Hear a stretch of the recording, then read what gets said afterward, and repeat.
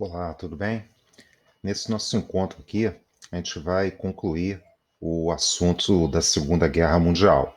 Na outra aula, nós falamos aqui um pouquinho dos anos anteriores ao início da guerra, né, como que as alianças foram sendo formadas e como que se desenvolveu o militarismo japonês, italiano e principalmente o alemão. Falamos um pouquinho também que a invasão da Polônia foi o motivo deflagrador, o motivo mais imediato que deu início ao conflito. Bom, vamos ver hoje, então, como que esse conflito evoluiu. Na verdade, ele evoluiu em três momentos aqui. Eu dividi em três períodos. O primeiro deles foi o avanço das vitórias do eixo. Antes de ir ao mapa, só lembrando um pouquinho a vocês, a gente não vai aqui entrar muito em detalhes aí sobre guerras e batalhas, não é o nosso objetivo aqui, mas só lembrar um pouquinho que no início do conflito, o que tomou muitos adversários de surpresa foi a chamada Blitzkrieg alemã, a chamada Guerra Relâmpago, talvez uma das principais inovações das Forças Armadas da Alemanha. Né? Já tinham sido testadas, inclusive, na Guerra Civil Espanhola, que nós comentamos aqui na outra aula, aonde havia um ataque surpresa, sem declaração de guerra, a começar por ataques pesados da aviação, abrindo caminho para os blindados, para a artilharia e, posteriormente, para a infantaria. Então, eram táticas, para aquele tempo, extremamente inovadoras e que pegou a maioria dos adversários de surpresa. Então, vamos ver aqui nesses primeiros anos, como que as forças do eixo tiveram vitórias assim realmente extremamente rápidas e bem sucedidas. Bom, esse mapa aqui ilustra um pouquinho qual foi o caminho que seguiram aí as forças armadas do eixo, num primeiro momento aqui, falando um pouquinho da Europa.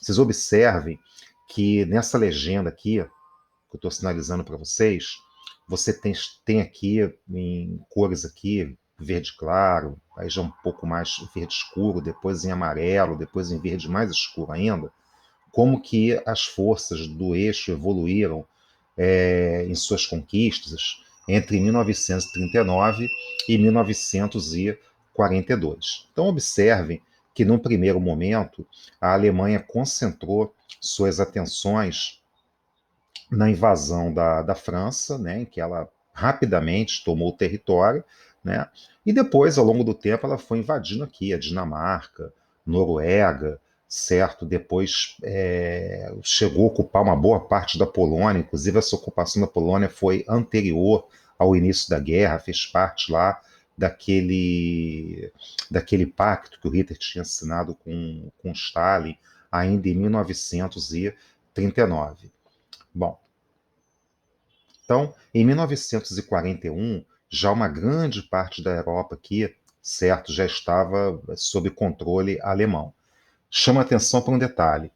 Em 1941, o Hitler tomou a decisão que muitos autores consideram talvez o seu grande equívoco no conflito. Por quê?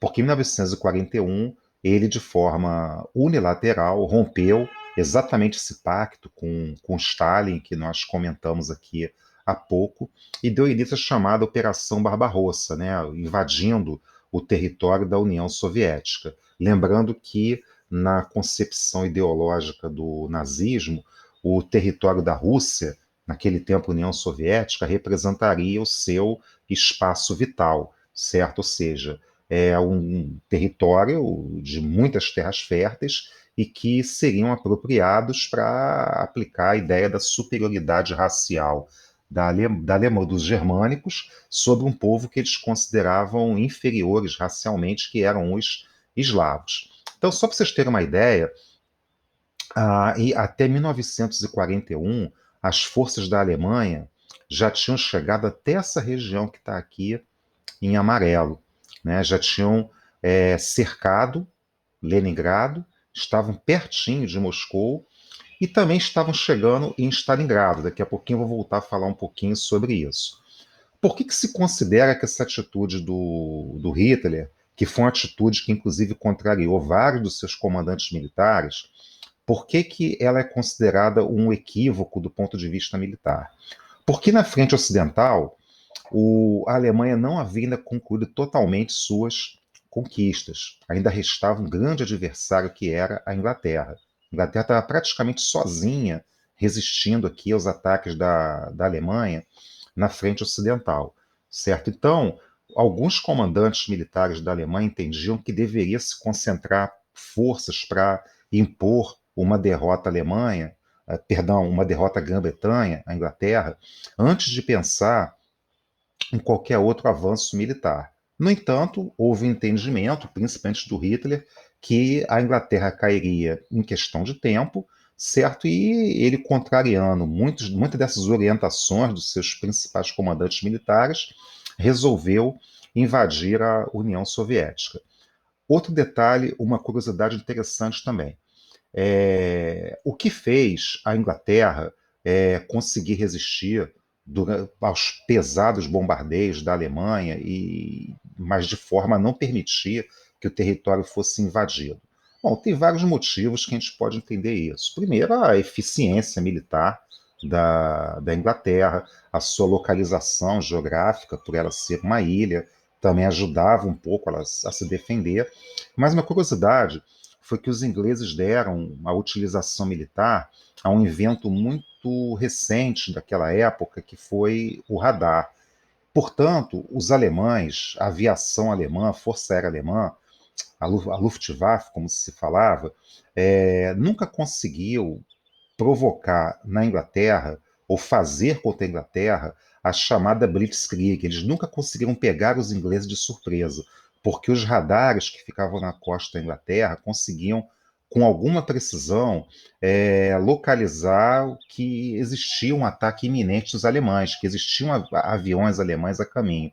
Então isso dava tempo para a própria Força Aérea da Inglaterra levantar voo, contra-atacar os alemães, além das suas baterias antiaéreas também já estarem preparadas para resistir esse ataque. Portanto, o fator surpresa, que foi tão eficiente, por exemplo, contra a França, já não teve a mesma eficiência contra os ingleses. E reforçando, em 1941, a Alemanha, com algum apoio da Itália, né, já tinha o controle de praticamente toda a Europa Ocidental, já tinha invadido uma grande parte do território da Rússia, ou seja, no início as vitórias aqui também sobre o Exército Vermelho foram avassaladoras, e de outro lado, aqui no Mediterrâneo, os alemães, junto com os italianos, ocupavam aqui praticamente todo o norte da África, uma região estratégica principalmente pelo petróleo.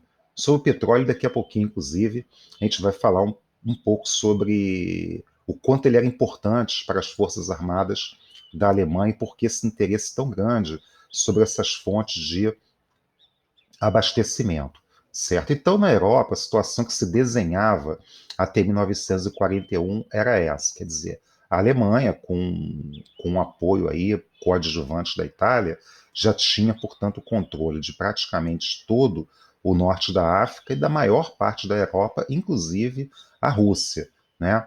Bom, e de outro lado, aqui nós temos a expansão japonesa. O Japão, entre 1939 e 1941, também desenvolveu uma série de ataques aí muito bem sucedidos, né? O Japão já tinha ocupado aqui uma grande parte da Manchúria, desde lá da Guerra Russo-Japonesa, e naqueles primeiros anos da guerra, progressivamente, ocupou vários territórios aqui da China.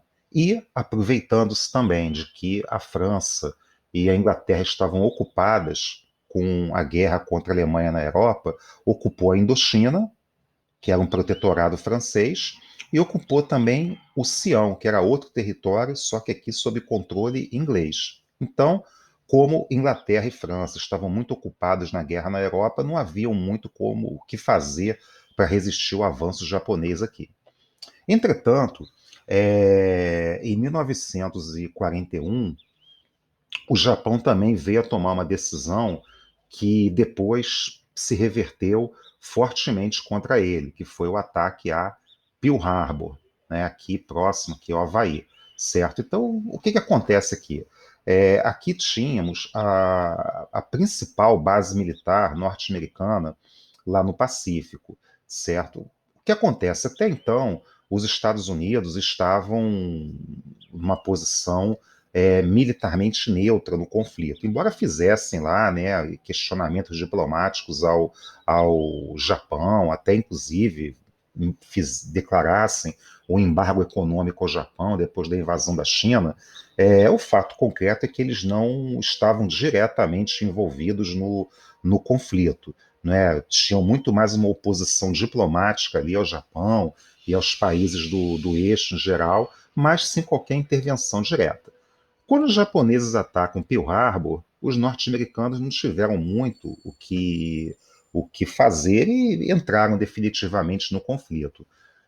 O que pensavam os japoneses? Eles imaginavam que um ataque bem sucedido a Pearl Harbor, e realmente o ataque foi muito bem sucedido, isso inviabilizaria a única potência que poderia ameaçar o seu expansionismo aqui no Pacífico.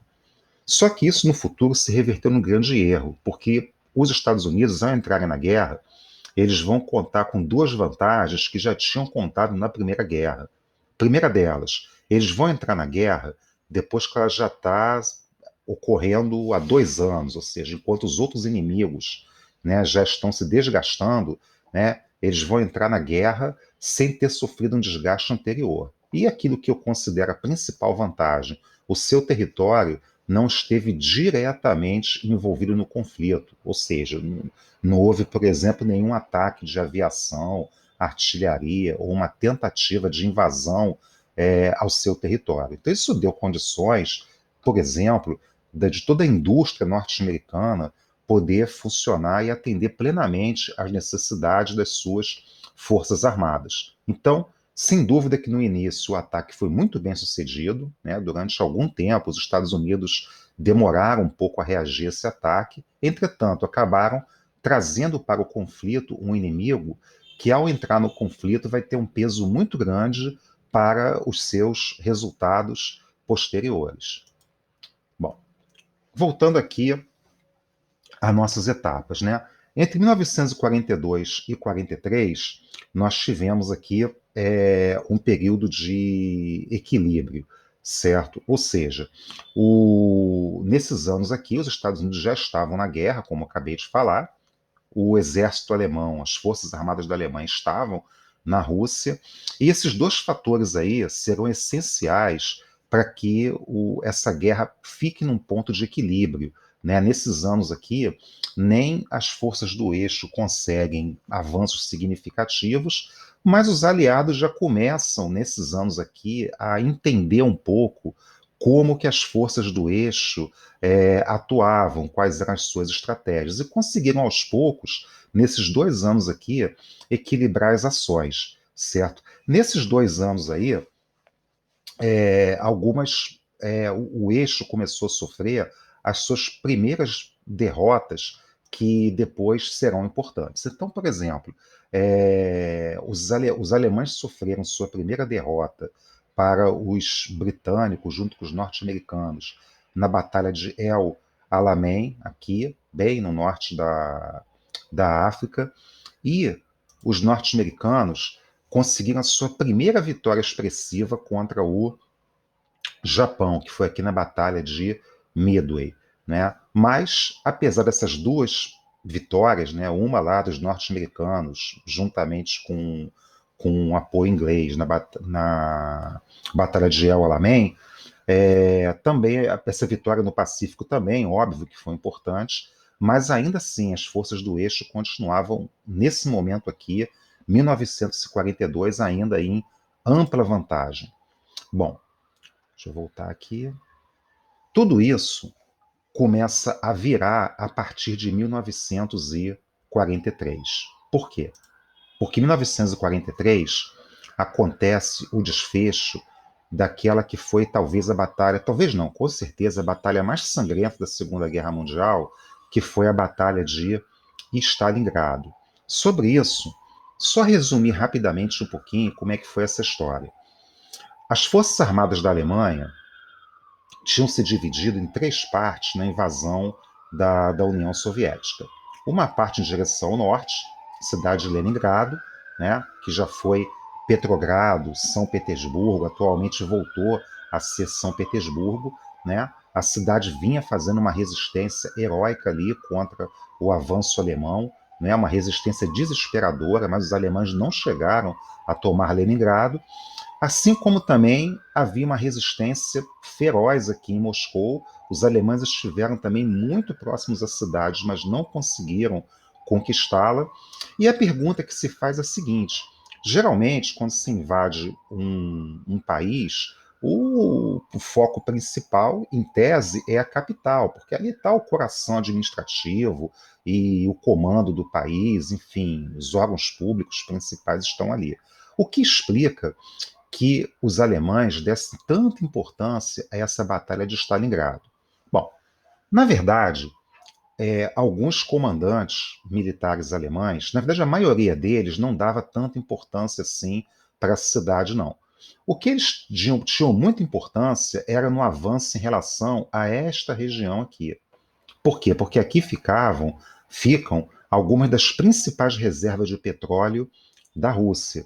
E por que que isso é tão importante? Porque, entenda, você tinha que na Europa praticamente a Alemanha lutando quase que sozinha nessa guerra, com apoio coadjuvante da Itália, mas que nunca foi um aliado que efetivamente colaborou de forma significativa, né?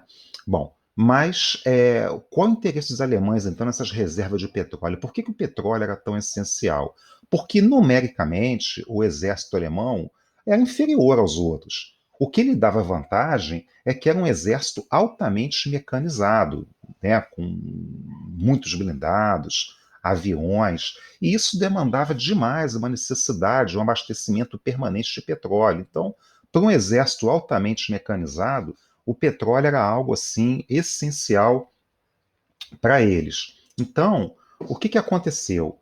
O exército alemão, portanto, tinha interesse nessa região aqui por conta do petróleo, mas aí o Hitler, mais uma vez, né, desobedecendo, indo contra a orientação de vários comandantes militares, priorizou a conquista de Stalingrado. Ele achava que conquistar a cidade, que levava o nome de Stalin, e ganhou esse nome porque o Stalin liderou uma batalha ali na época da Guerra Civil, lá ainda, logo após a Revolução Russa, mas não vem ao caso discutir isso agora. Enfim, mas era uma cidade que levava o nome do líder soviético. Então, derrotar, vencer Stalingrado teria um peso moral muito grande para os alemães e exatamente o contrário, seria uma desmoralização maior para o Exército Vermelho e para o próprio Stalin. Sem contar que se eles atravessassem Stalingrado, eles cortariam toda uma rota de suprimentos que passava pelo rio Volga e também teriam acesso a toda uma região industrial que ficava aqui na região após os Montes Urais, certo? Bom, só que aí, como eu falei, após muitas e muitas derrotas aqui do Exército Vermelho, eles foram pouco a pouco aprendendo, estudando, entendendo melhor como que os alemães se comportavam no campo de batalha. Então, o Stalin, que até então tinha também tomado decisões completamente absurdas, contrariando, inclusive, vários dos seus comandantes militares, resolveu dar uma maior autonomia a eles durante aqui na Batalha de Stalingrado. Então, dois comandantes se destacaram muito aqui. O defesa da cidade ficou por conta de um general chamado Chuikov.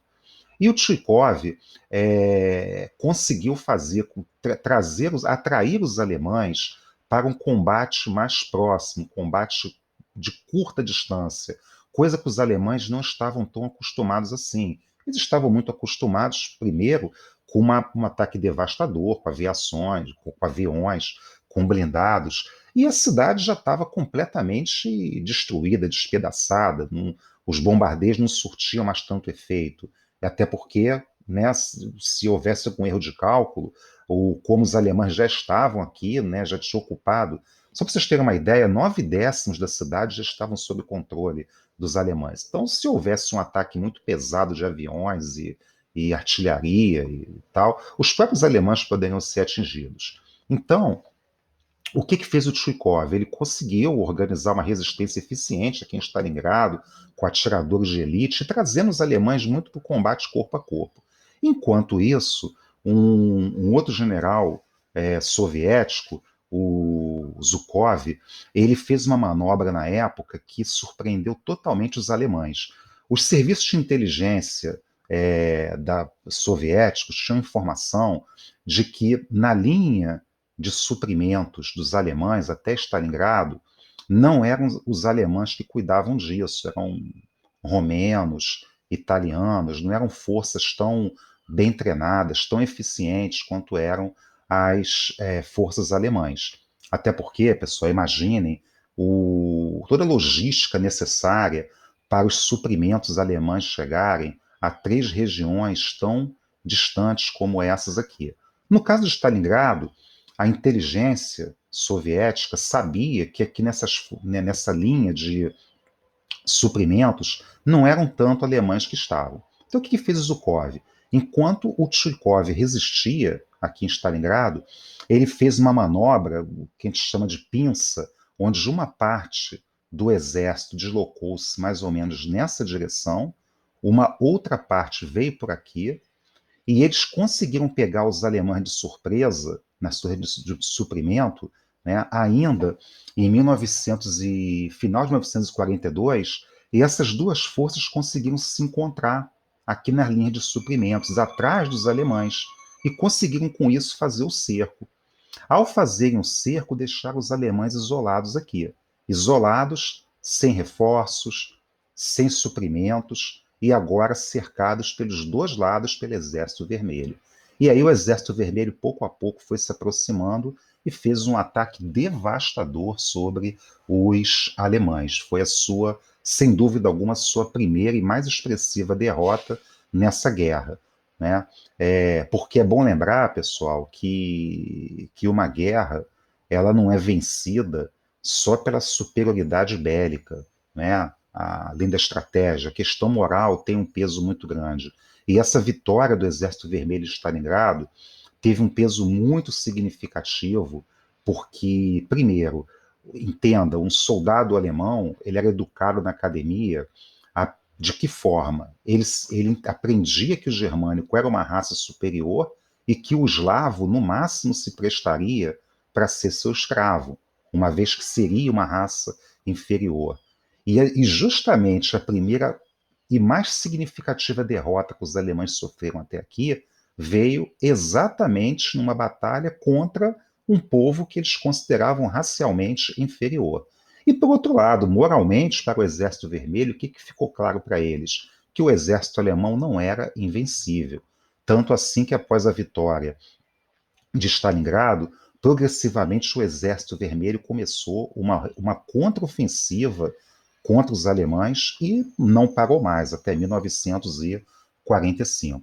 Uma pequena observação que durante muito tempo no Ocidente e os próprios alemães, para poderem, de alguma forma, menosprezar um pouco a vitória soviética em Stalingrado, deram um peso muito excessivo à questão do inverno. Isso hoje, a historiografia militar, ela reduziu bastante essa linha de análise. Não se pode desmerecer o papel que teve o inverno, mas é bom lembrar que os alemães tiveram 3 verões para derrotar os soviéticos, né? Na verdade, os alemães, o que o Hitler pensava era em coisa de 2, 3 meses estar com toda a União Soviética conquistada. Então, o que explica a vitória em Stalingrado, né? Lógico que o inverno tem lá, é uma variável que deve ser levada em conta, mas também deve-se levar em conta o mérito, né, e a estratégia que o Exército Vermelho teve, que se mostrou extremamente eficiente para enfrentar os alemães aqui. Como eu falei e repito, naquele momento ali, os oficiais do Exército Vermelho já tinham um pouco aprendido e entendido como que os alemães lutavam, como que eram suas estratégias. E esse aprendizado foi essencial para impor essa derrota significativa a eles. Então, voltando aqui na frente oriental, portanto, a Alemanha sofre a sua primeira grande derrota aqui, certo? Daqui para frente, o Exército Vermelho foi pouco a pouco empurrando aqui os alemães de volta. Por outro lado, no caso do eixo, o primeiro país que capitulou foi a Itália. Os próprios militares da Itália derrubaram, né, destituíram Mussolini do cargo.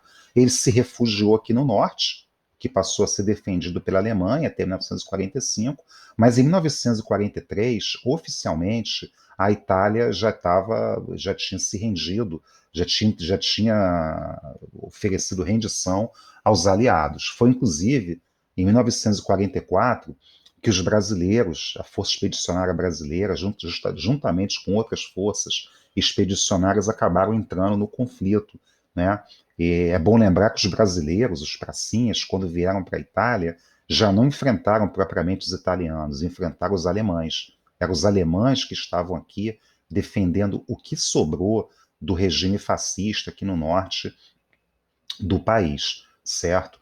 Ainda na frente ocidental, depois que o Exército Vermelho foi colecionando aqui uma série de vitórias sobre os alemães, em 1944 aconteceu uma outra operação militar também extremamente importante, que foi o desembarque na Normandia, ou seja, uma grande força aliada desembarcou aqui no norte da França, certo? Também começou a impor uma série de derrotas contra os alemães.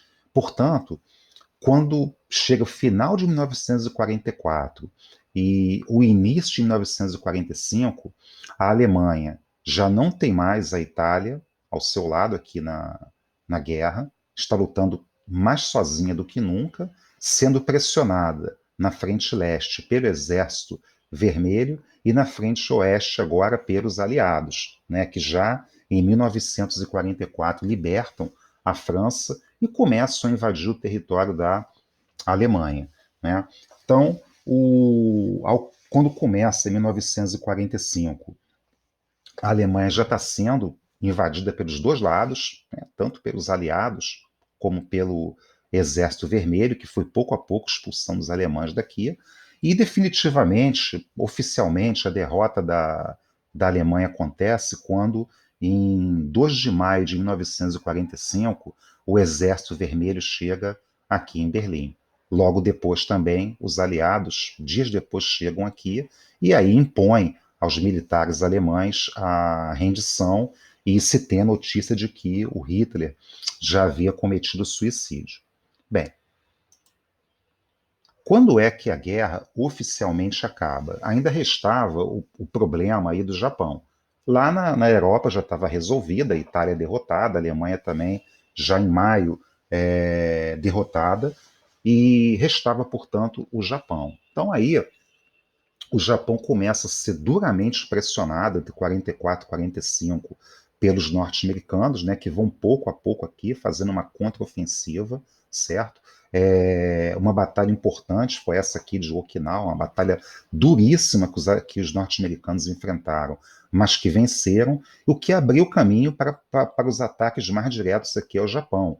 Né? Tóquio foi duramente bombardeada aí durante vários e vários dias, e ao mesmo tempo o Japão começava a ser pressionado pelo Exército Vermelho aqui ao norte, que já estava começando a libertar a Manchúria, já tinha expulsado os japoneses aqui, e já estava começando a expulsar os japoneses também da Coreia. Né?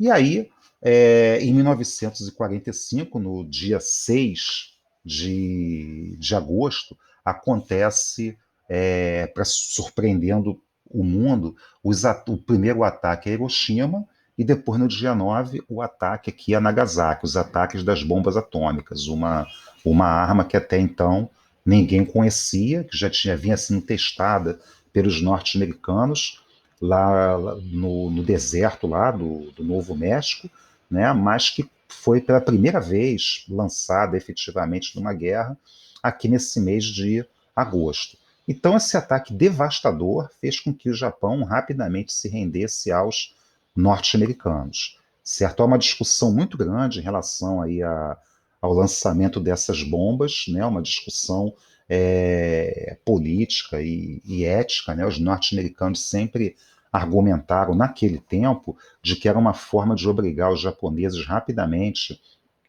a se renderem e poupando vidas de soldados norte-americanos, já que essas batalhas aqui foram duríssimas, todas elas, né, antes deles chegarem até o Japão, mas posteriormente, quando a Guerra Fria acabou, na década de 1990, remanescentes daquele tempo, né, pessoas que trabalharam lá no governo norte-americano, lideranças políticas e militares reconheceram que o lançamento das bombas já era uma forma de intimidar a União Soviética, uma vez que a União Soviética, quando tirou os alemães desses territórios aqui, no leste europeu, nesses países todos, a União Soviética habilmente, o Stalin habilmente, foi colocando no poder o Partido Comunista local, levando-se em conta que esses países aí, nenhum deles era comunista antes. Então havia-se, de certa forma, o receio de que se o Exército Vermelho chegasse primeiro ao Japão, poderia fazer o mesmo aqui. Isso é uma outra discussão que faremos ainda aí numa outra aula sobre Guerra Fria. Estou só chamando atenção para esse detalhe aqui a princípio. Bom, sempre é bom lembrar que uma guerra ela tem lá o seu desfecho propriamente militar, quando um lado assina um documento de rendição lá ao outro, né? Isso aconteceu lá em maio, 2 de maio, em Berlim, quando os alemães se assinaram a rendição com os soviéticos, e depois lá em agosto de 1945, quando os japoneses também se renderam aos norte-americanos. Só que uma guerra também tem o seu encerramento diplomático. E aí eu listei aqui as 4 principais conferências que aconteceram aí para diplomaticamente definir as principais decisões em relação ao conflito. Bom, a primeira conferência aconteceu em novembro de 1943, lá no Cairo, lá no Egito. Então, participaram dessa conferência. Aqui você vê o Roosevelt, tá? Churchill, e aqui o Chiang Kai-shek, que era o líder chinês naquele tempo, certo? Então, qual foi a decisão que os 3 tomaram aqui? As 2 principais decisões. Que quando a guerra acabasse, seriam devolvidos à China todos os territórios anexados pelo Japão. Ou seja, a China voltaria a ter o seu território anterior ao conflito, inclusive anterior à própria guerra, a guerra lá de 1905, quando a Manchúria já tinha sido ocupada pelo Japão. E também se decidiu que a Coreia teria sua independência restabelecida, ou seja, a Coreia não pertenceria ao Japão e a nenhum outro país, né? Que a Coreia seria um país independente. Bom, no mês seguinte, em dezembro de 1943, aconteceu a conferência em Teherã. Pela primeira vez, se reuniam Churchill, Roosevelt, que já participaram da conferência anterior, e agora com a presença do Stalin. Então, 2 decisões importantes foram tomadas aqui. Primeiro, a pedido do Stalin, certo? O Roosevelt, Churchill concordaram que deveria ser aberta uma segunda frente de guerra na Europa Ocidental a partir do norte da França. Por que o Stalin solicitou muito isso? Porque ele estava levando, ele não, o Exército Vermelho estava conduzindo essa guerra praticamente sozinho lá na frente oriental, lá no leste, e que a Alemanha ainda podia concentrar muitos esforços nessa guerra contra o Exército Vermelho. E que se as forças armadas alemãs tivessem que ser divididas para terem que lutar de maneira mais intensa com uma frente na Europa Ocidental, e a Alemanha dividida seria mais facilmente derrotada, né? Essa estratégia, ao final, mostrou-se acertada, né? Tanto que o dia D, o desembarque na Normandia, foi planejado em função desta decisão aqui, e no ano seguinte a Alemanha estava derrotada. E aqui, uma grande vitória diplomática que o Stalin teve nessa conferência. Tanto Estados Unidos, como Inglaterra, reconheceram a soberania soviética sobre os países bálticos, Estônia, Letônia e Lituânia, territórios que a Rússia tinha perdido lá na Primeira Guerra Mundial ainda, e que, após a Segunda Guerra, seriam incorporados à União Soviética, como, aliás, ficaram durante até a década de 1990, lá naquela fase final da Guerra Fria.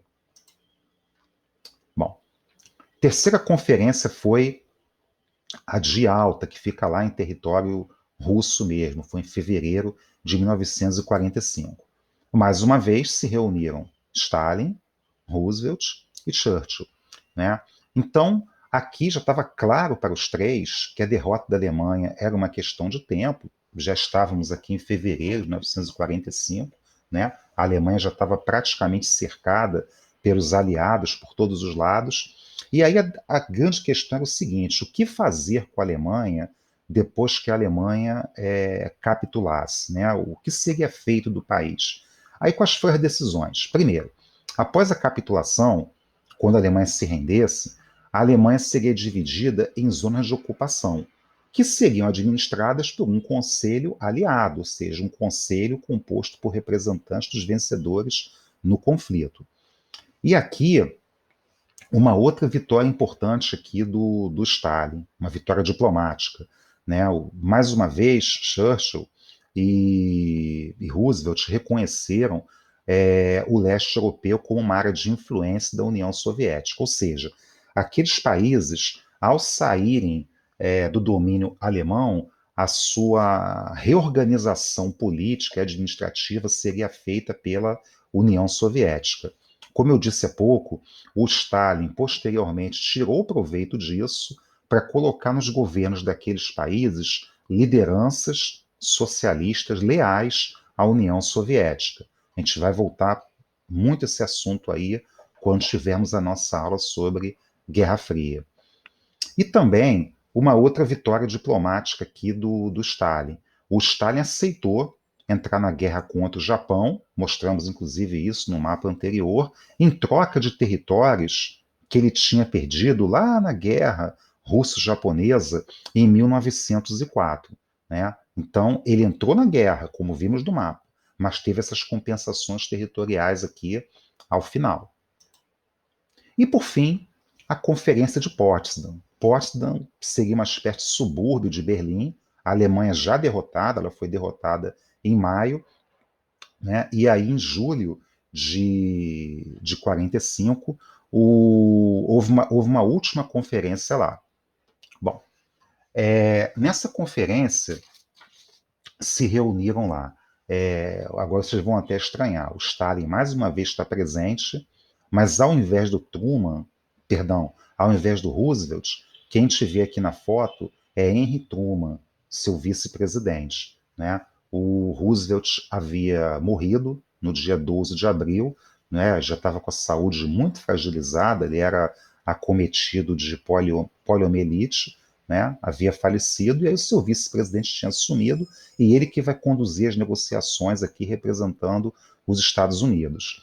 E Churchill, que houve uma eleição na Inglaterra também, pouco tempo antes, e o seu partido, o Partido Conservador, foi derrotado, perdeu maioria no parlamento, e aí quem acabou assumindo o cargo de primeiro-ministro foi Clement Attlee, né, que aparece aqui nessa foto, certo?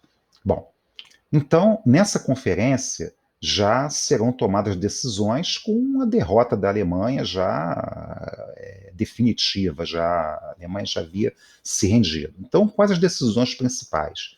Primeira delas, fixaram 20 bilhões de dólares, né, como indenização de guerra, reparações de guerra que a Alemanha teria que pagar, né? Houve a ideia de que a Alemanha, o povo alemão, precisava de passar por um processo de reeducação, passar pelo que se chamava de desnazificação, e dentro desse processo de desnazificação deveria se promover o julgamento dos principais líderes do regime nazista. Né? Daí você já deve ter ouvido falar da criação do Tribunal de Nuremberg. A escolha dessa cidade aqui não foi à toa, porque lá é que foi feita uma das maiores reuniões, uma das convenções do Partido Nazista alemão. E essa cidade, por isso, foi escolhida, muito simbólica, né, para os nazistas, foi escolhida para se instalar esse tribunal, onde inúmeros líderes nazistas foram julgados e muitos deles condenados à morte. Bom, e também decidiu-se que a Alemanha seria dividida, né, em 4 zonas de ocupação, assim como Berlim. Depois eu vou mostrar como. E essas zonas de ocupação seriam administradas por Estados Unidos, Inglaterra, França e União Soviética. Lembrando que essa ocupação seria temporária até o processo de desnazificação ser concluído e se devolver o poder para os alemães. E aí mostrando um pouquinho como ficou a Alemanha. Aqui a gente vê no mapa a divisão do país em 4 zonas de ocupação, certo? Na verdade, a administração deveria ser feita por um conselho aliado com representantes dos 4 vencedores, né? União Soviética, né? Inglaterra, França, Estados Unidos. Não foi isso que aconteceu, cada um, na verdade, acabou governando meio que por sua conta, certo? Mas, enfim, esse seria o mapa da Alemanha dividida nessas 4 zonas de ocupação. Chamo a atenção para vocês o caso de Berlim. Essa foi talvez a grande derrota diplomática do Stalin, porque Stalin queria que toda Berlim ficasse sob administração soviética durante a ocupação, mas essa decisão não foi aprovada. Berlim vai reproduzir em grande parte essa divisão em 4 zonas de ocupação. Aí vamos recortar aqui a cidade e verificá-la aqui.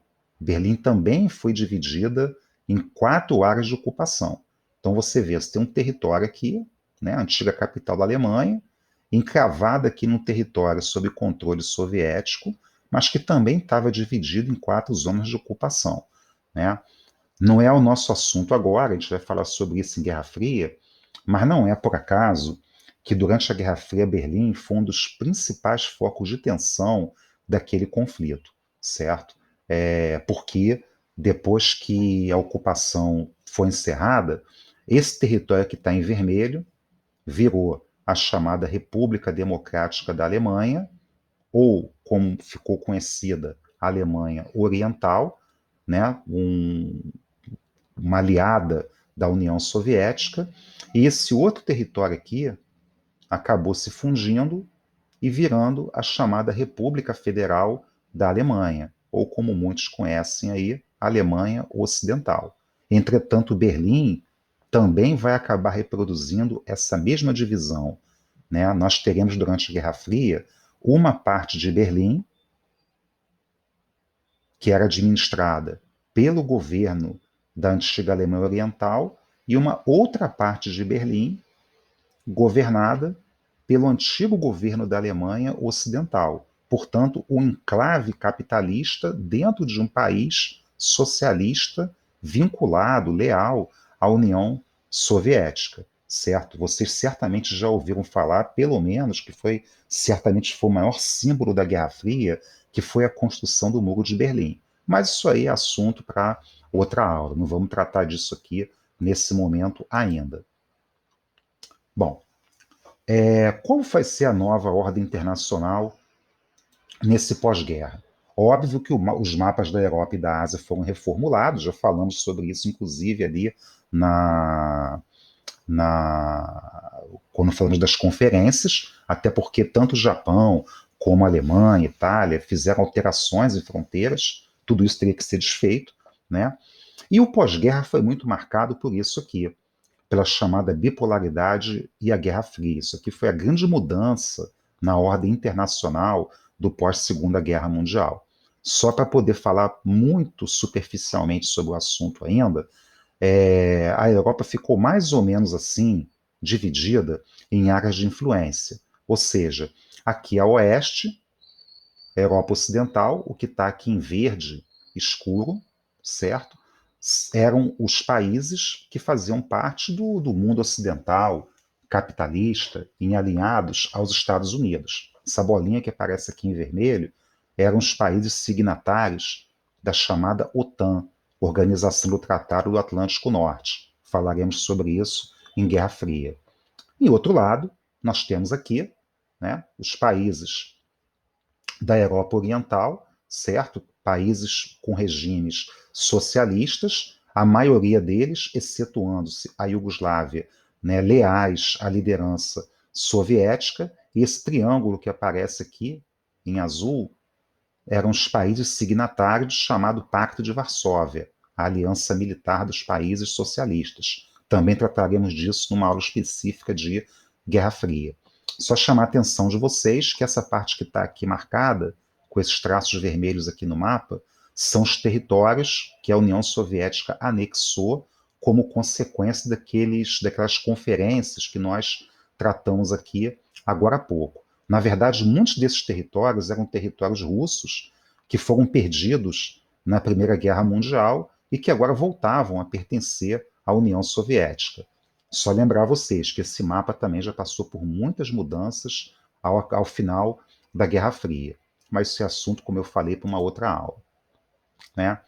A descolonização afroasiática também, né, foi um processo que avançou muito após a guerra, certo? É bom lembrar que as principais potências colonialistas, Inglaterra e França, saíram muito enfraquecidas da Segunda Guerra Mundial, certo? E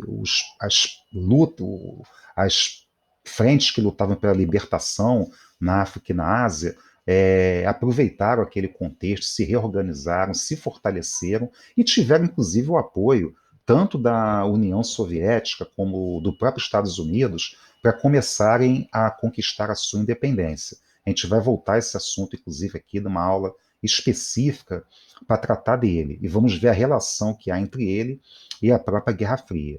Mas já vou deixar aqui meio um gancho para vocês entenderem que a descolonização contribuiu muito para ela, certo? O ambiente da Guerra Fria, mas principalmente o enfraquecimento da Inglaterra e da França ao final da Segunda Guerra Mundial. E também o mérito lá das frentes de libertação, que souberam também se organizar muito bem para enfrentar seus antigos colonizadores.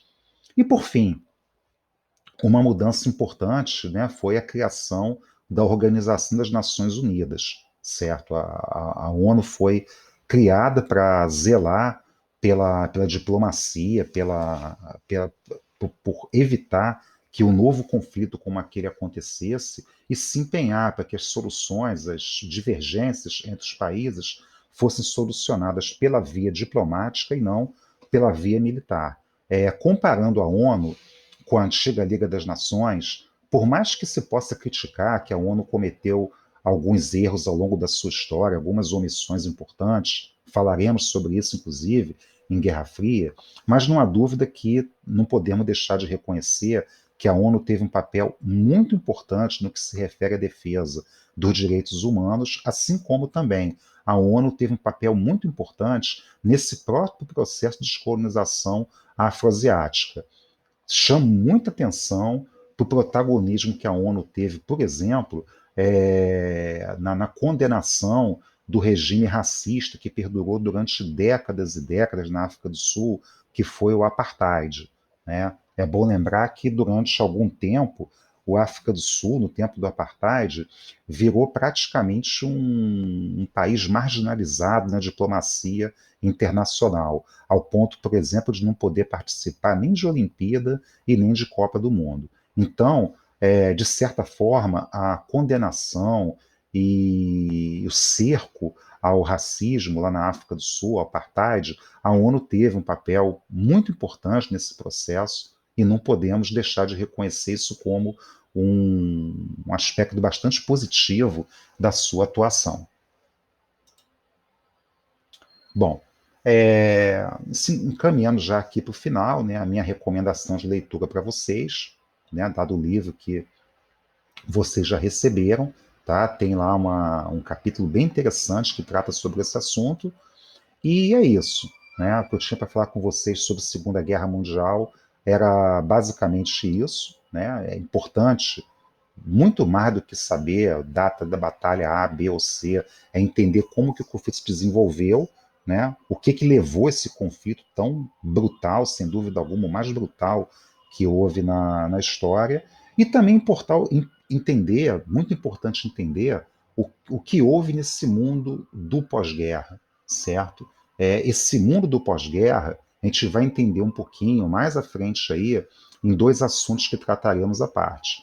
Não só a Guerra Fria, como também a própria descolonização afroasiática. Então, gente, é isso que eu tinha a dizer. Muito obrigado mais uma vez a atenção de vocês e até uma próxima oportunidade.